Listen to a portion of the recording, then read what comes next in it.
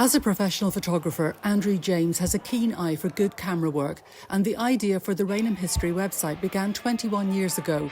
My grandmother was moving into a home and I was clearing out her house and found a lot of old pictures.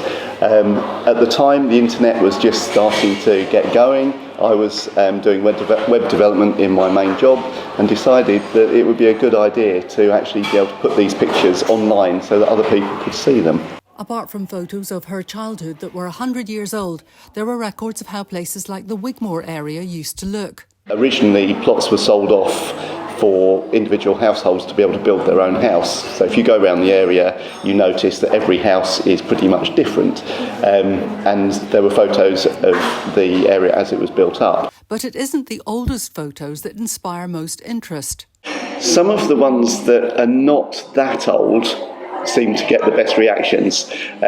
Obviously things from 100 years ago are interesting, but if it's from 30, 40 years ago, people who are alive now that actually remember the area as it looked in those times.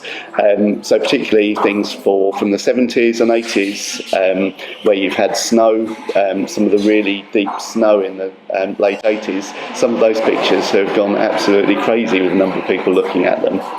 It's amazing how many pictures still come out of the woodwork that people have never seen before. I recently had some sent through to me of Rainham Station in the late 1960s. They'd never been seen before, and it's a real record of as the station was before it got demolished and rebuilt as it is now. And it's just fantastic to actually see pictures like that. People from all over the world investigating their families get in touch with Rainham History. It's really just exploded since that first went online. I've had people sending pictures from all over the world. People that used to live in the area but moved to Australia have been in touch. People from Canada. It's been absolutely fantastic. Now Andrew James takes pictures once any development in Rainham is permitted, so that there are records of the changing landscape for future generations.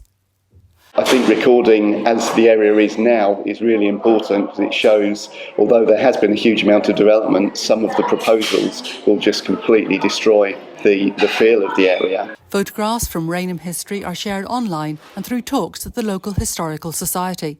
Sandy Fleming for Rainham News.